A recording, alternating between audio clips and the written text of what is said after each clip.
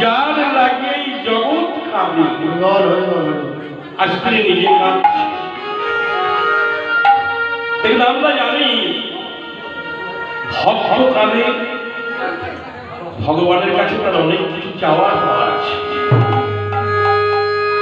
তিনি স্বয়ং ভগবান যার সবকিছু আছে,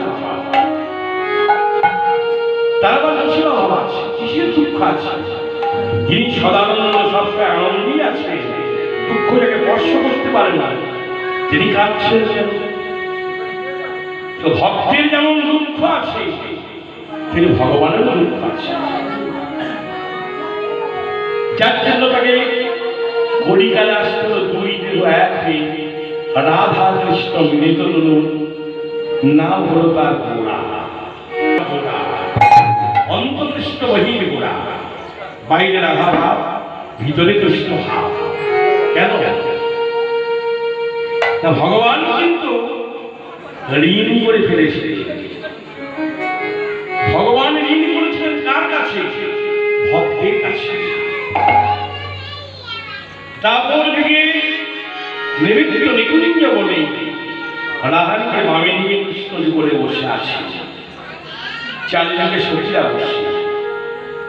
কৃষ্ণ বললেন দেখো আজ আমার কাছে কিছু অবদেও কিছু নেই, আমার কাছে যে যা চাই আমি তাকে তাই দেব। কতটা কি চাই? সঙ্গে সঙ্গে একটা সখী বলে উঠলো কি চাই? তুমি দুটো হয় তুমি এই জিনিস দাও কি না ভবে যতবার জন্ম নেব যেন তোমার সেবা নিয়ে আসতে পারে। বলে তাই তুমি ভবে যতবার জন্ম নেবে তুমি সেবা নিয়ে আসবে। আচ্ছা তুমি কি চাও?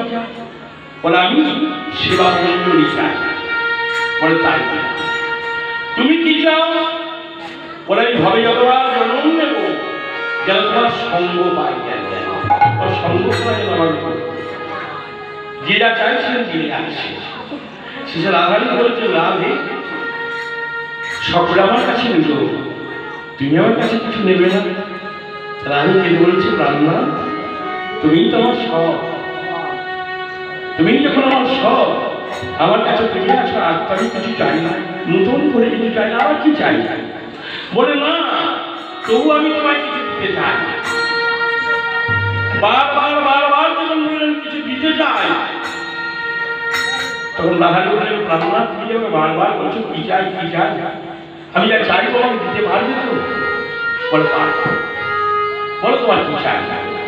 বলে কই দাও তো কি? কৃষ্ণ সুখ আমায় দাও, এমন কিছু দেবে যেন আমার কৃষ্ণ সুখ পায়। কৃষ্ণ কি বললেন যেন আমার কৃষ্ণ সুখ পায়? তখন কৃষ্ণ রাধারীর চরণে গেলে বললেন রাধে সত্যি আমি দিতে পারলাম না, যে ধন তুমি আমাকে চেয়েছ ও ধন আমার ভান্ডারে নেই। নৌপারে হবে